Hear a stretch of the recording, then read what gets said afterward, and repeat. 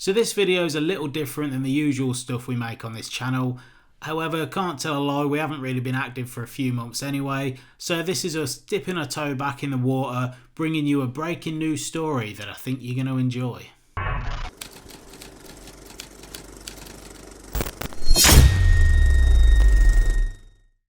This is Eleanor, and if you're an automotive fan, you probably know what this car is and what it represents. But as iconic as Eleanor is, its story in recent years has been shrouded in controversy, hate and lawsuits. So what exactly is Eleanor? Where did its legacy come from? And why is it just speaking its name could land you in a big old pot of legal trouble stew? Well, until now. But before we get into the video, as always, make sure you hit the big red subscribe button and drop a thumbs up on this video if you want to see more Eleanors on the street in years to come.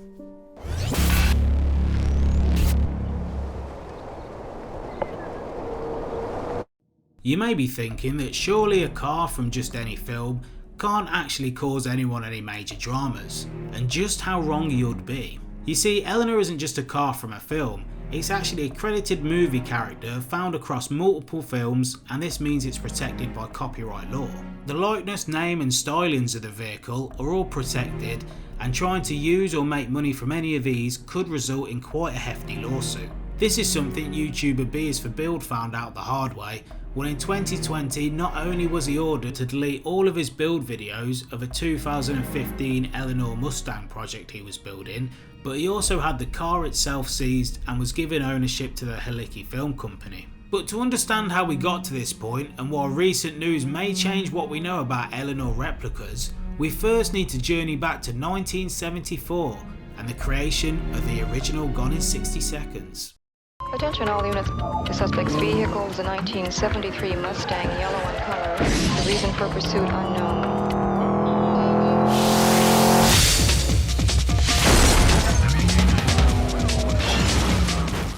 In 1974, car fanatic, stunt driver and junkyard owner Shelby Halicki decided to write a film script called Gone in 60 Seconds. Now Shelby wasn't like any normal budding film writer, because he intended not only to write the script but to direct, act and produce the film all himself.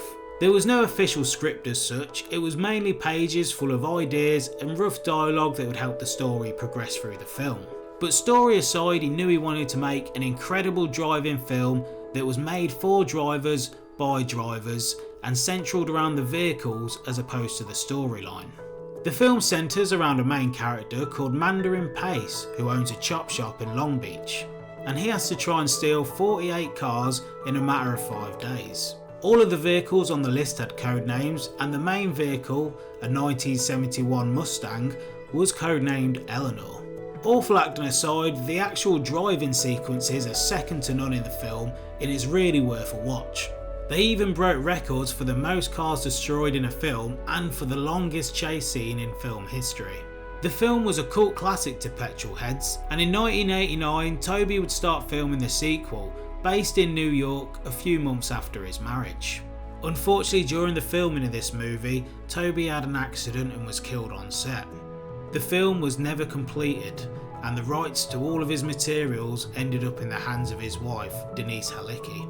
Denise later licensed the rights to Disney for a remake, and in 2000 they released the more well-known Nicolas Cage version. Keep it real, think slow, we should get through it just fine. Of course, Eleanor did make a return for this film, but this time it was a 1967 Shelby GT 500, painted in dual point pepper grey. And I've got to say, this is actually one of my favourite cars growing up. I had models and posters of it everywhere, so much so that I still actually have one on my desk. There she is. Yeah, beautiful vehicle. Look at that. For those of you that may live under a rock and haven't heard of Shelby before, Shelby is an American performance manufacturer that was founded by legendary race car driver Carroll Shelby. In fact, Shelby are often credited with getting the Ford Mustang up to racing standards. The name may also sound familiar from the 2015 film Ford vs Ferrari. This isn't the first time Ford Motors has gone to war. We know how to do more than push paper. Go ahead, Carol. Go to war. Thank you, sir. 12 cars were built for filming, although a lot of these were just rolling chassis, and they were all built by Cinema Vehicle Services. At least 3 of the 12 which are running are still said to exist in private collections. It's after this remake, however, where things unfortunately start to go downhill for the Eleanor name. It's said that Denise copyrighted the name, likeness and body styles of Eleanor so she could create Eleanor merchandise. Since she believes that Eleanor is actually a character of her late husband's work, can be found across multiple films and is more than just one car from one film. She believes it's protected in the same way that the Batmobile is protected with the DC universe.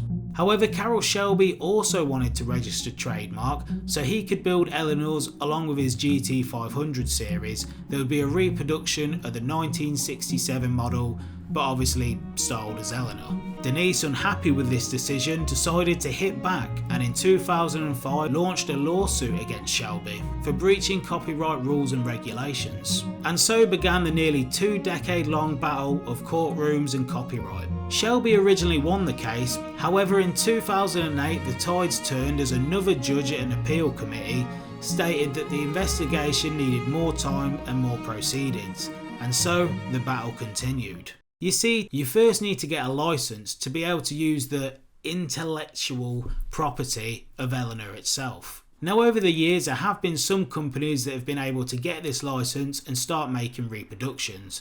I think the most current license holders were Fusion Motors from Chatsworth, California. As we've mentioned, this is something that Chris Steinbacher from the YouTube channel Beers for Builds didn't realise when he started his project. Chris was building a 2015 wrecked Mustang into a 1967 Shelby Eleanor replica. The build series was posted on YouTube and it was really good for the automotive community. I used to watch it myself and I couldn't wait to see this project finished. Unfortunately, not everyone that watched the video had the same sentiment, because somehow it got back to Denise Halicki and another lawsuit ensued. This time between the Halicki company and Chris himself. Now I'm not sure if this actually went to trial, if he was sued or if he was just given a cease and desist order, but basically what happened is he had to delete all the videos on his channel that referenced Eleanor, showed any likeness to Eleanor. You get the picture where this is going. But the worst part of it, which really shocked the community, was they actually seized the car off him and the ownership was put in the favour of Denise Halicki. So he lost his car and the only thing he could do after that was to post a video on YouTube explaining roughly what happened, but obviously not mentioning the name that cannot be named. And this was a real kick in the teeth because Chris had already done so much hard work and you could already start to see the Eleanor resemblance happening. The project was on its way to being finished. Overall, this was a major blow for the car community and for Gone in 60 Second fans as a whole. Kirkland, you are out of order! You're out of order! You're out of order! The whole trial is out of order! They're out of order! Since then, there hasn't really been too much news on this story. That is until this week, when the US District Courts had a new ruling.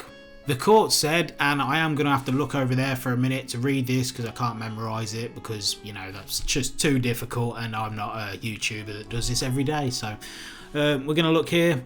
The US District Court for the Central District of California has ruled that these characterizations are an invention of overzealous advocacy and has criticised Ms. Halicki and her counsel for misleading prior courts through their unfortunate practice of embellishing facts in their briefings and causing factual inaccuracies to make their way into the Ninth Circuit opinion that likely assumed the facts were true when they were not. But either way, this judge is ruling that, you know, you cannot copyright this car and name for various reasons. I did have a look at the actual court proceedings, and out of all the films I looked at, Eleanor's not really an actual character. There may be a Mustang called Eleanor in all these films, but it doesn't come across as the same one. So as we said earlier about the Batmobile in Batman is always the Batmobile. No matter what styling it is or like the different models, you always know that the Batmobile is the Batmobile, if that makes sense. Whereas in Halicki's films, it's just taking a car and it calling it the same thing each time, but the stories aren't the same. It's not like in the same universes all the time. And obviously the remake is completely different to the original films from when he was alive, so can you even include that Eleanor in their copyright of the original films? I'm not too sure, I'm not a lawyer, I don't understand. Neil Cummins, a Shelby Trust trustee, had this to say, which again I'll look over here to read, so where are we? I can finally tell all our important licensees and Shelby GT500 owners that Miss Halicki has absolutely no right to complain or file lawsuits based upon the looks of any car or its name licensed by the Shelby Trust. Thankfully for now, these ridiculous rulings have been thrown out of court, and Eleanor owners and GT500 owners can take a little relaxation to know that if they paint the car grey or call it Eleanor, they're not going to get a big lawsuit through the post. But what does this mean for Chris from B is for Build?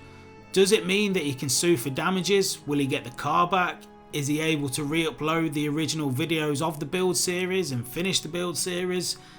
We're not too sure on that, but I suppose the biggest question here is this the last we've heard of Denise, or will she file for another appeal? Will she try and sue someone else with a different copyright? People like this tend to not just fade into the background and never be heard of again, so we may not have heard the last. I'm not sure what will happen in the future, but all I know is this is a major win for the automotive community, and hopefully one day Chris can get his car back and we can eventually see it hit the road. But all this has left me wondering, what would Toby have really thought about this himself? Would he have wanted his legacy tainted and tarnished by legal proceedings against the very community he was from? Or would he have rejoiced in the fact that his film and technically film characters lived on, touching the hearts of the community so much so that people would do anything they can to have their own leader of the list?